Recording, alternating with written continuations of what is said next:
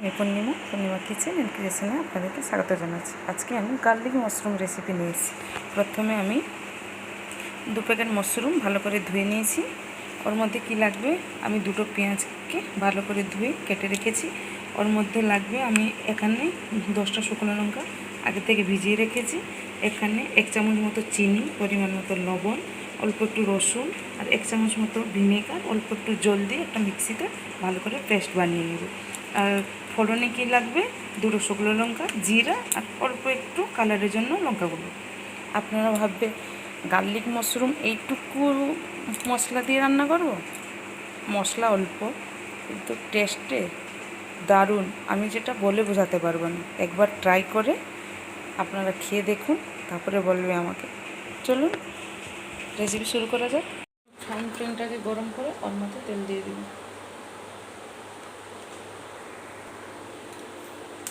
শুকনো লঙ্কা,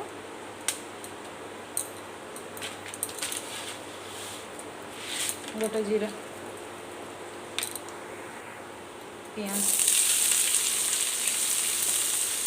পেঁয়াজটাকে আমি ব্রাউন করে ভেজে নিই। আমার ভিডিওটা দেখার জন্য আপনাদেরকে অশেষ ধন্যবাদ। আপনাদের একটা সাবস্ক্রাইব আমাদের জন্য খুব ইম্পর্টেন্ট। আমি এখানে 1 চামচ মতন লঙ্কা গুঁড়ো দিয়ে দিব। আমি যে পেস্টটা বানিয়ে রেখেছিলাম ওটা আমি দিয়ে দিই। আমি ভালো করে কষিয়ে নিব যতক্ষণ আমি মশলা থেকে তেল ছেড়ে নেব। আমার রেসিপিটা আপনাদের ভালো লেগে থাকলে প্লিজ আমার চ্যানেলটাকে like, share, comment and subscribe করে দিবেন। পাশে রাখা বেল আইকনটাকে অন করে দিবেন। যখন আমি কোনো নতুন রেসিপি আমার ইউটিউব চ্যানেলে আপলোড করব, প্রথমে আপনারা দেখতে পাবেন। আমি মশলাটাকে ভালো করে কষিয়ে নিয়েছি। এবার আমি কেটে রাখা মাশরুমগুলো দিয়ে দিই। আমি ছোটো ছোটো মাশরুমগুলোকে 2 পিস করেছি আর বড়ো মাশরুমটাকে আমি 4 পিস করেছি। এবার আমি ভালো করে মাশরুমটাকে মশলার সাথে মিক্স করে নেব।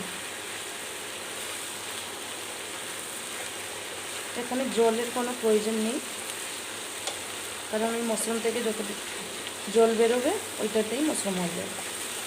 এখানে এক্সট্রা করে আর জল দিতে হবে না। আমাকে ভালো করে মিক্স করে ঢাকা দিয়ে দিব 5 মিনিটের জন্য। এবার আমি ঢাকাটা খুলে একবার মিক্স করে নেব। দেখুন অলরেডি মাশরুম থেকে জল ছাড়া শুরু করে দিয়েছি।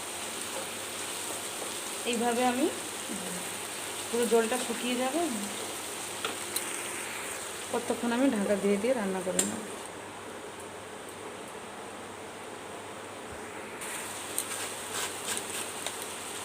অল্প একটু লবণ, অলরেডি আমি আগে লবণ দিয়েছিলাম, আর একটু লবণ লাগলে অল্প একটু লবণ দিই। আপনাদের কাছে একটা অনুরোধ রইল, প্লিজ আমার ভিডিওটাকে লাস্ট অবধি দেখে একটা সাবস্ক্রাইব করে দিয়ে যাবেন প্লিজ।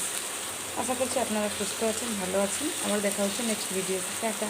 এবারে আমার মাশরুম রেডি হয়ে গেছে।